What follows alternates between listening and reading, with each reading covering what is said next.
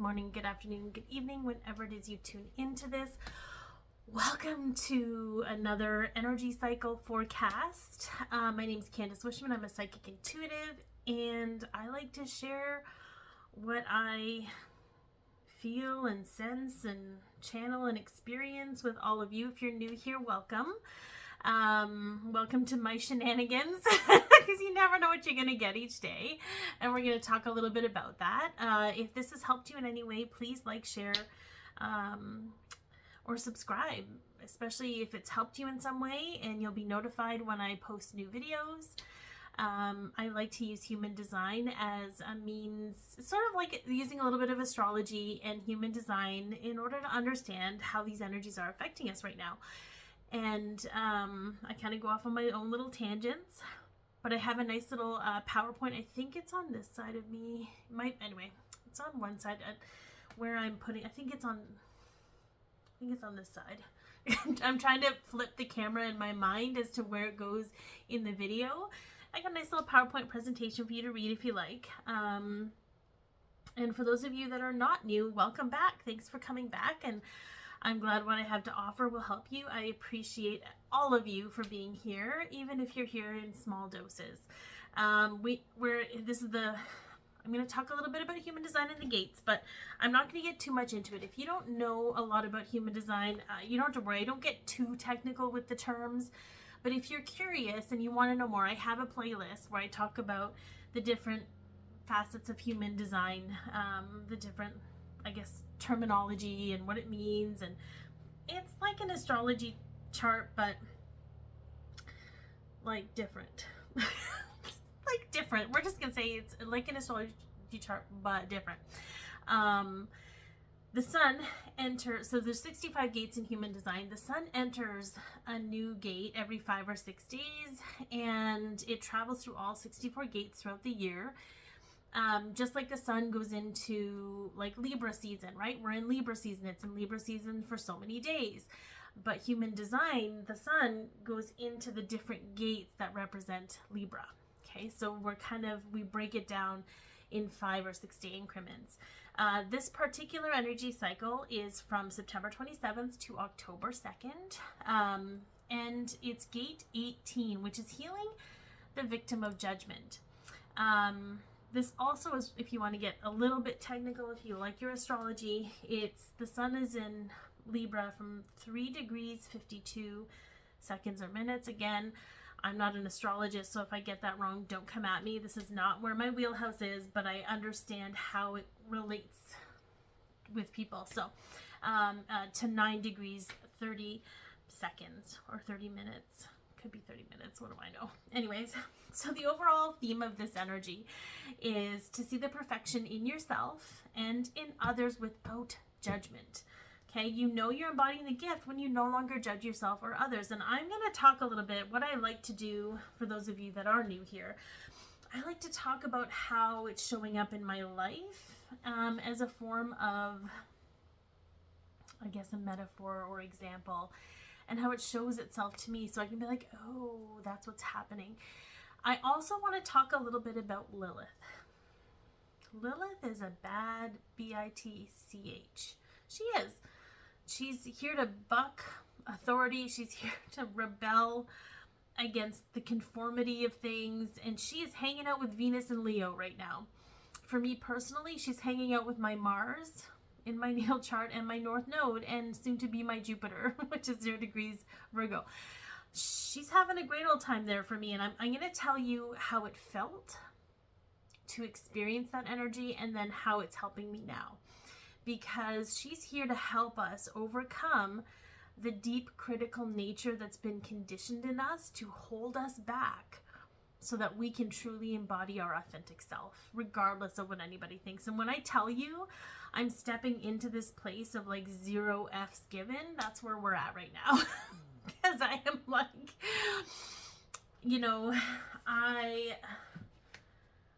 everything's in my 12th house, by the way. She's transiting my 12th house. Yay. Hidden stuff. So the thing is I know I'm meant to be seen, especially with my Mars in Leo, my North Node in Leo. This is astrology more so than human design, but all these things, right?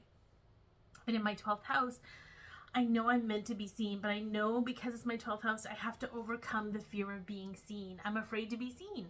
I was raised in a very critical household. My mom was a Virgo, okay? And her deep need to make me a better person was very difficult for me in being able to see and love myself. And I wrote that in for me. I wrote that experience in for me. Okay, I have in my first house, I have Saturn and Lilith. So I got lots going on in there. So there's so much around my appearances and being afraid to be seen, even being able to express myself, feeling that people are going to criticize me. I'll give you a real world example of how this happens, because I do believe the energy that we carry, it reflects back to us in the world in some ways. Whether it's not like we're intentionally doing it though, it's a pattern, right, that we experience over and over again due to the experiences or due to the conditioning and programming and energy we hold within us. So there was this, I follow this woman on Instagram, Moon Girl Readings. She's lovely. She's got she has these little cute, quirky little things that you can look up in your chart. Hang on. I'm bringing my chair over so I can put my leg up. Not that you need to know that, but I thought I'd share anyway.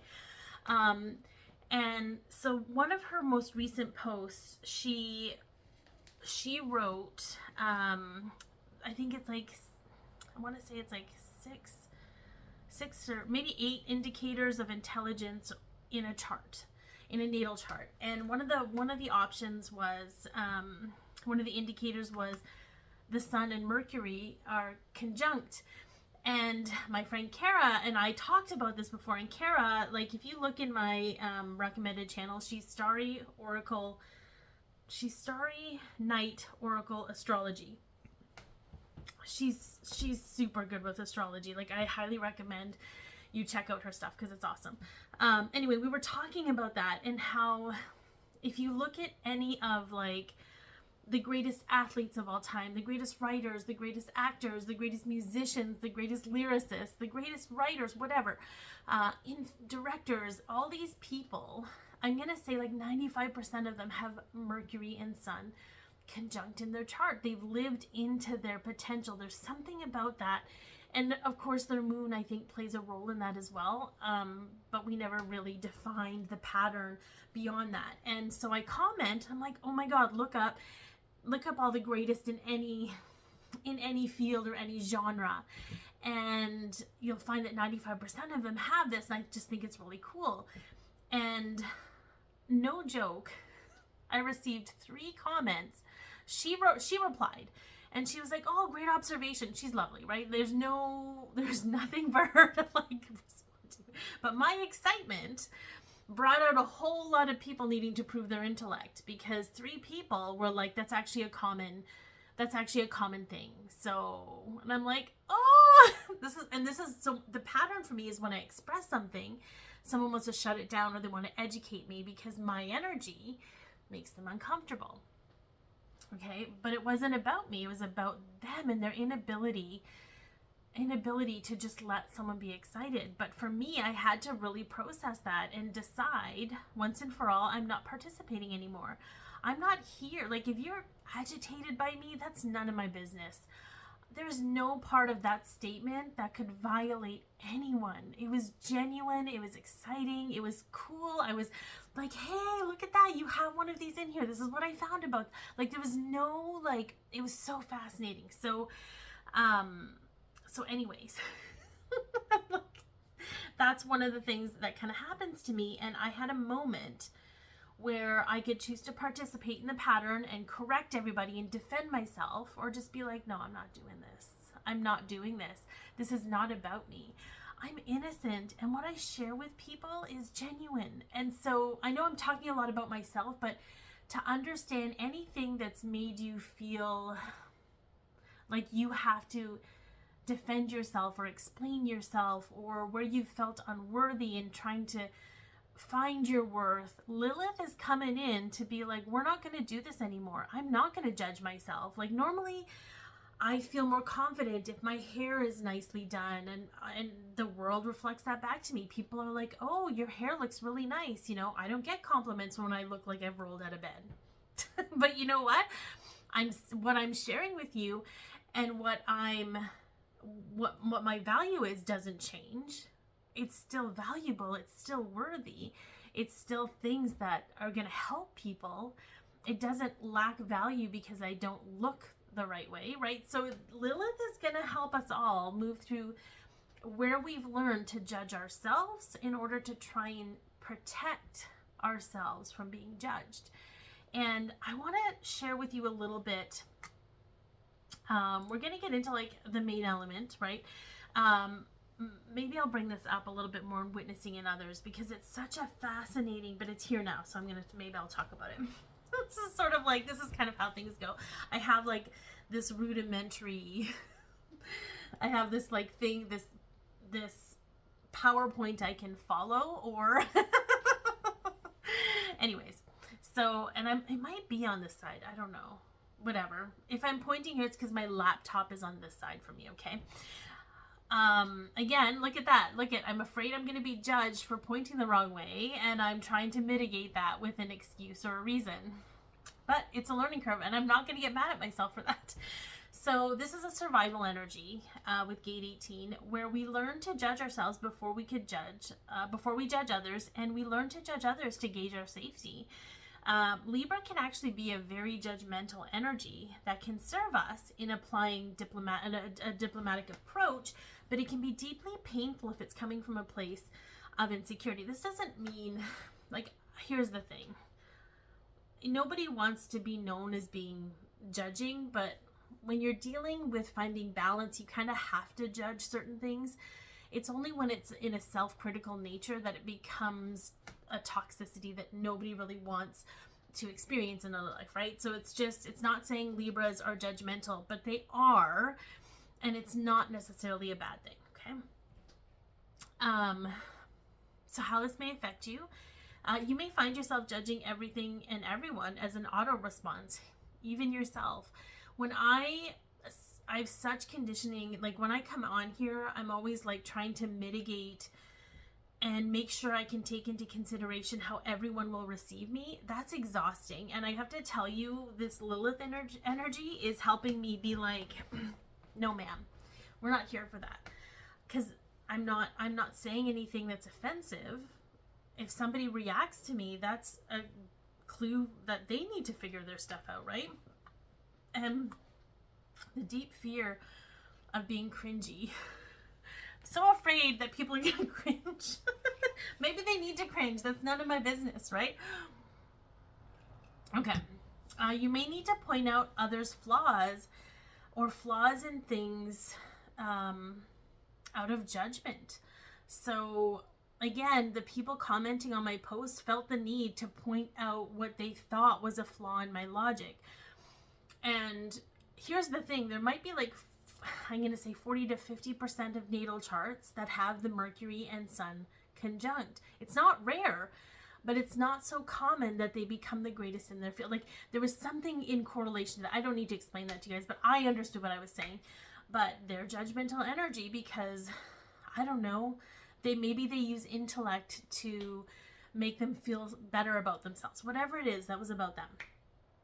But do you do that? Do you feel the need? Because sometimes I'll do that. I'll feel the need to correct people because that's done to me. And then I'm like, hang on, do I need to correct that?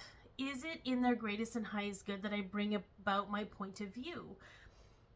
Sometimes it is, especially in what I do when I counsel people. Sometimes it's good for me to bring up what I'm picking up because they need a different perspective.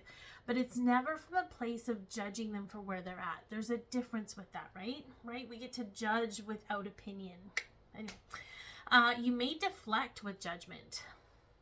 Right? Feel into that. You may need to feel like you need to fake it till you make it, or convince someone of your value out of fear of judgment. We do that in really microscopic ways sometimes, I think, especially on social media. We're trying to convince someone why we have value instead of honoring. And there's no judgment. There's a lot of learning and unlearning that has to go into this process, because I've been there.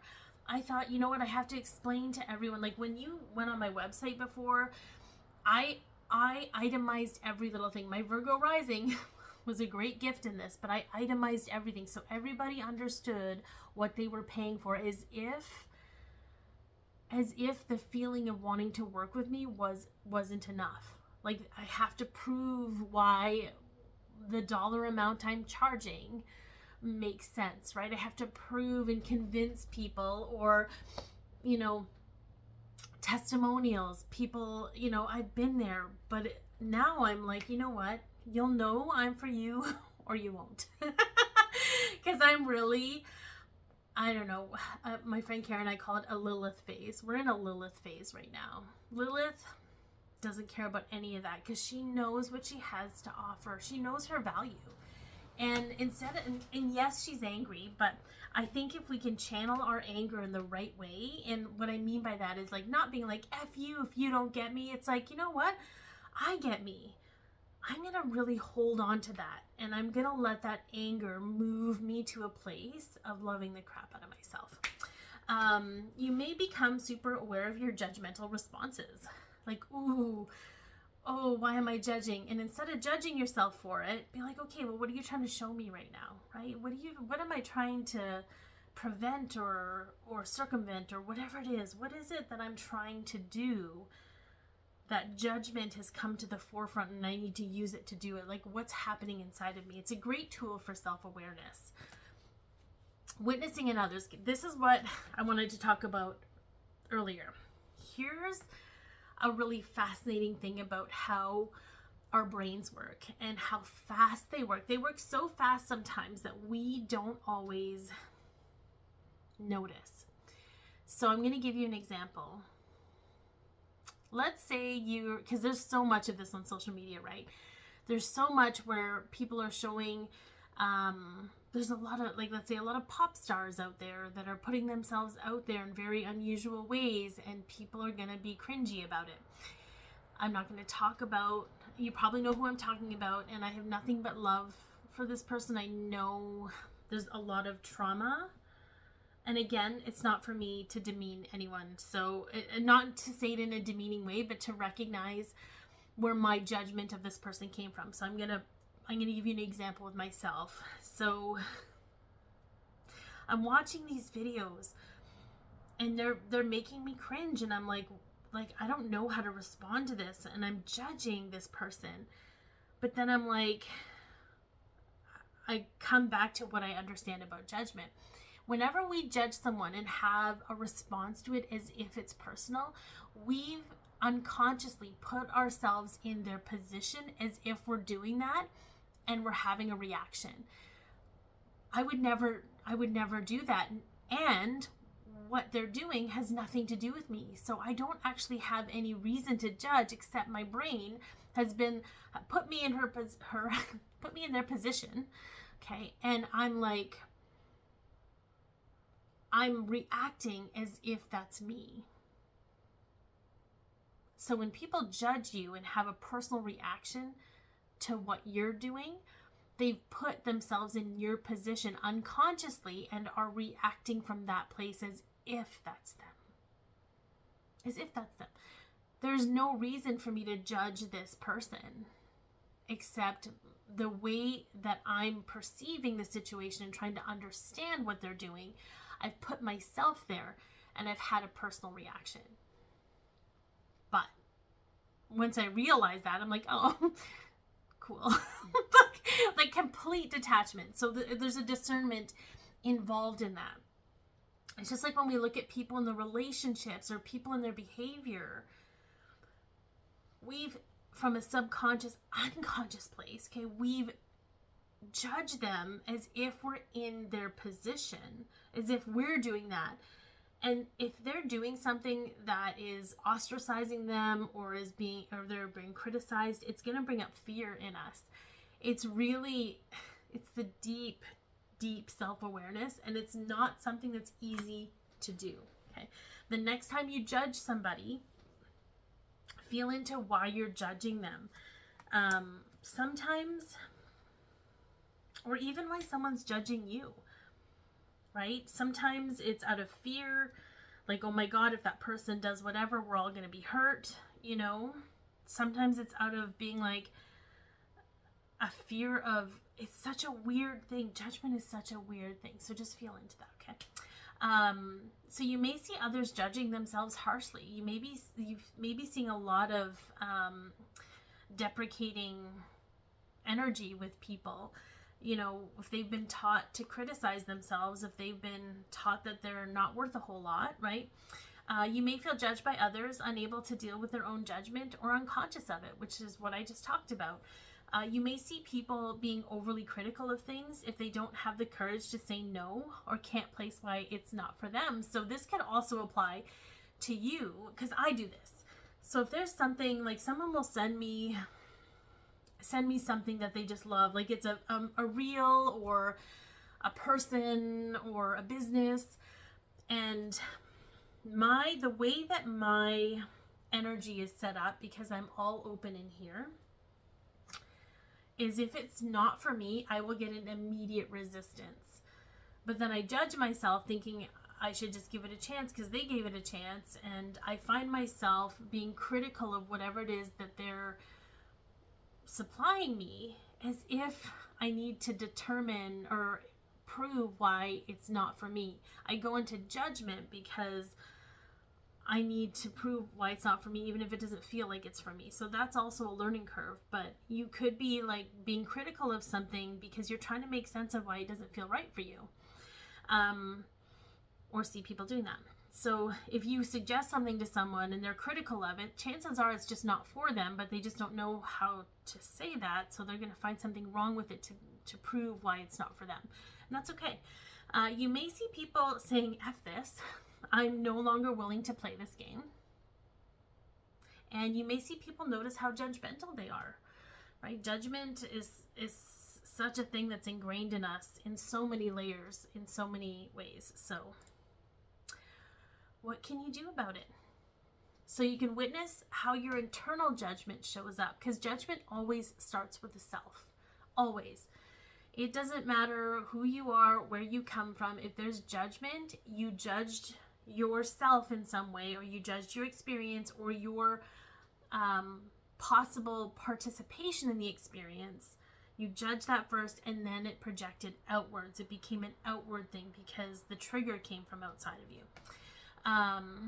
Sometimes it'll show up. So witness your intelligence. Sometimes it'll show up through what you're judging others for. Okay, feel into the inner child in you and choose to honor and love them in the way they never got to be loved, right? We judge from a place of unsafety, to be honest. And that's the uncomfortable judgment. The comfortable judgment doesn't have any of that. It doesn't instigate the pain body in any way. Give your feelings a seat at the table and work through any ways you're feeling inadequate, because we often judge from a place of inadequacy, right? Recognize you have no control over how everyone thinks. That's supposed to be thinks, but it says thinks, feels, and acts. And let go of anything that makes you think that. I can't control how you react to me. I can't control the way you judge me. I can't control how you think or feel or act or behave, or, you know, I have no control over that. I only have an understanding of how I feel and what I want to do that makes me feel good. It makes me feel good to share these things with you guys. And I have a lot of interesting Scorpio placements, which makes a lot of what I say very deep and very intense and very, but that's me. And I might not be for everybody, but I kind of have to let the leash off. I have to be okay with the fact that I'm not perfect, but I'm perfectly suited for whoever needs me in whatever moment they need me. So human design associations. Now that we're done with a little bit with the behavioral stuff, I say that lightly because everything is behavioral, but gate 18 is located in the splenic center of the human design natal chart. So that's where this little arrow is pointing over here. It's a survival energy and can be used to heal the mind in its separation. If you can understand your judgment, you can start to understand how you've been separated within yourself and in the mind, where the mind has made you an enemy to your experience. But it can just as easily support the critical nature that keeps you out of harm, or basically keeps the harm inside. So when we talk about that, it's oftentimes we use judgment as a means of being critical with ourselves and making sure that we don't step out of line, in order to make sure we don't receive judgment and criticism outside of us, right? We keep everything towing the line. But the problem is when we cage ourselves so much, we internalize that harm. We don't allow ourselves to express and to grow and to expand and evolve out of fear, right? Then we internalize that fear as if we won't survive. If your natal sun falls between Libra 3 degrees 52 seconds or minutes, 9 degrees 30 seconds or minutes, born approximately between September 27th or October 2nd, the gift of realignment is a big part of your purpose. The energy that is super amplified for everyone else is something you experience a lot of and you have throughout your life. It'll either force you to overcome your insecurities or struggle a lot with judgment in your life in order to overcome it. I find people that are born during this time are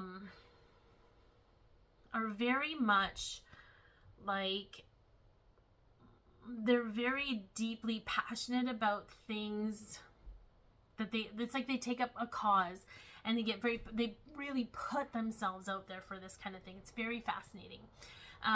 We talk a little bit about the incarnation cross we're in right now, and we'll get to that in just a moment, but I also feel they have a deeply critical nature of themselves and a deeply critical nature of other people until they start to become more self-aware and start to evolve, and then they help others realign with what they've discovered about themselves. So I think that's pretty cool. If you have a defined splenic, you'll have an easier time sensing the judgment within yourself, and how you may project judgment outside of you. Because it's the splenic, sensing doesn't begin with the mind, but it will travel to your mind as if that's what you use to solve things. So a lot of energy that happens with our splenic center is sort of instinctive, it's intuitive. So we'll sense things that require judgment or that bring out judgment in us. And those with defined splenics are going to be able to discern more so what's happening with them. And less so what's happening outside of them. If you have an open splenic, you may find yourself being able to sense the judgment in others and how they are internalizing it or projecting it. But this experience will trigger judgment that you're carrying in your conditioning and programming. Even if you're taking on someone else's judgmental energy, it's going to help you clue in, same whatever. The intention's the same. That's got to count. Where you've been taught to be judgmental, what you've taken on and kept from other people. So the left angle cross of upheaval 2 is the incarnation cross run. It's sort of like a core mission. So again, if you're born during this time, this is your core mission in life, but it's going to affect us all in different ways. So this energy is here to stir things up. This cross brings the energy to turning things over in effort to make things better, like looking under the rock. What's under the rock? Is it stable? What are we cleaning out? Let's flip the bed. Let's strip the whole bed.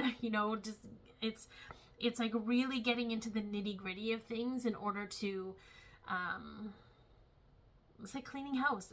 It's like, I know it's fall, but it's like a spring cleaning. You might clean in fall, right? Getting ready to hibernate.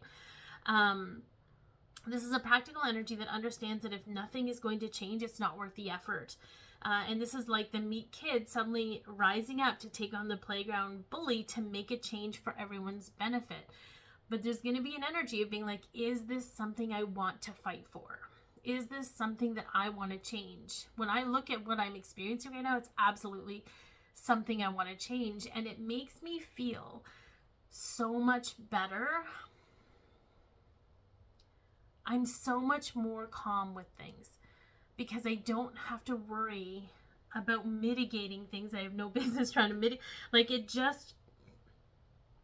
depth of the pain that I felt so lost and I felt really sad, and then I was like angry, and then I was sad, and I had all of these emotions, but I allowed myself to have them. And I'm like, you know, I don't have to play by these rules in order to be worthy of love, acceptance, and all those things. Nothing I do is ever with the intention of violating anyone. So if someone reacts to me, maybe it's a gift. I mean, my natal sun is in gate 51, which is the gate of spiritual shock. And I agitate people no matter what I'm doing. I could walk into a room and I agitate people. And because of that, I'm trying to mitigate so people like are more accepting of me. But maybe that's a disservice. Maybe they need to be agitated. So, not to get over this, but it's like, not to take away from this, but it's to understand that so much of what you're experiencing right now is so you can, is there a bully in your inner narrative that you need to rise up against and be like, I'm going to fight for this. I'm going to fight for my livelihood. I'm going to fight for my life because I want to feel good about myself. What is it? Right? If this is your incarnation cross, you probably feel a need to rise up and take on a cause in some way to make the world a better place, right? Okay. So thank you. Thank you so much for tuning in. I've got some goodies in the description. If you want to lean into your own human design, and I'm on Instagram with HD Heals, Human Design Heals. I do a lot of stuff with parenting and kids with human design. Or you can read my blog at www.candywishman.com. If you join as a member to my website, it's free, and you'll just get notified when I post new blog posts. But I hope this energy gives you the fire you need to realign yourself with your path, and I hope it's been as helpful for you as it is for me. And take care.